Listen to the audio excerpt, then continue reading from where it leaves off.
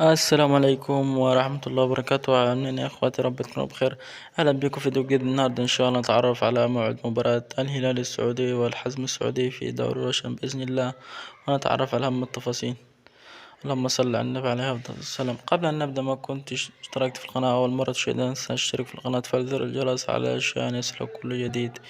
موعد مباراة الهلال السعودي والحزم السعودي في دوري روشان الجولة 31.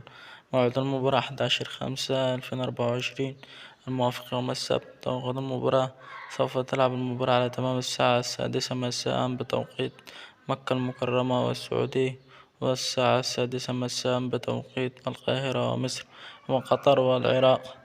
القناة الناقل المباراة بإذن الله SS1 HD الرياضية.